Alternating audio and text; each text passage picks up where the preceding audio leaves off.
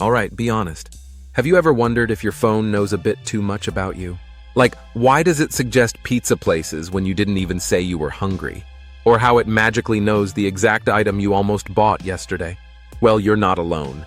Let's dive into how apps are quietly tracking you, even when you're not looking. First up, tracking isn't some magical skill. It's a mix of data points, permissions, and algorithms working together. The top methods? Location tracking, browsing history, and device permissions. With location tracking, it's pretty obvious.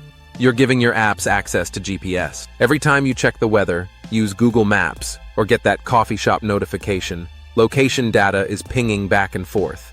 This is how you can look up a pizza place once and suddenly every map and ad app knows you're in the market for some cheesy goodness. Then there's browsing history. Ever search for sneakers and then boom, your social feed is full of sneaker ads? Yeah, that's your browsing history at work. Even sites you think are private or unrelated might be passing those clicks along. Finally, permissions. Every time an app asks for access to, well, everything, it's building a profile on you. Your camera, microphone, contacts, these are all pieces of the puzzle. You'd be surprised at how much apps can infer just by asking for harmless permissions. So why do apps track you? Let's break it down. It comes down to two main things: personalization and, you guessed it, ads. For personalization, apps want to be helpful. They're trying to predict what you like and what you might want next.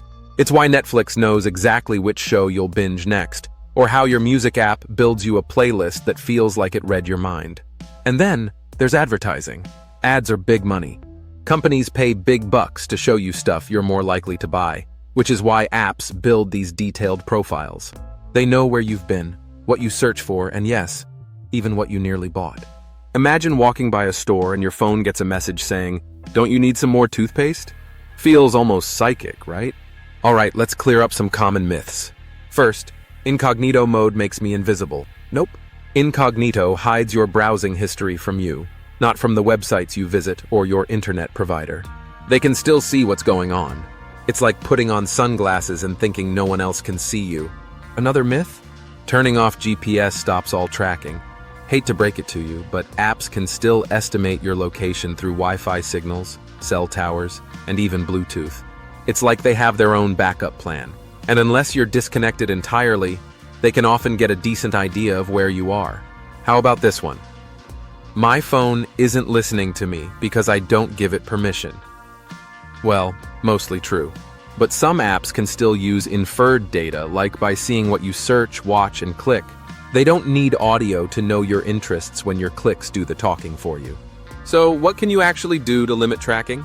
Start by reviewing app permissions. Think twice before giving access to things that seem unnecessary. Does that random game really need your contacts? You can also turn off ad personalization in your settings. This won't remove ads completely, but it'll stop apps from customizing them based on your profile. Sure, you'll still get ads, but they'll be less creepily accurate. Another tip?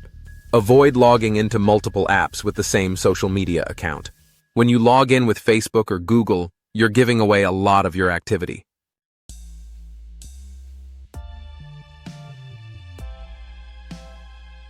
Signing in with email instead can keep your data a bit more isolated. And finally, avoid free Wi-Fi for sensitive stuff. Public Wi-Fi isn't just a privacy risk, it's a goldmine for tracking. If you have to use it, stick to general browsing and keep sensitive tasks like banking off public networks. Look, your phone doesn't have some secret vendetta. It's designed to collect data because that data makes tech companies rich. But now you know the game. Take back a little control, and maybe next time your phone won't feel quite so psychic. Thanks for watching, and remember, staying a step ahead of your apps might just be the smartest tech decision you make today.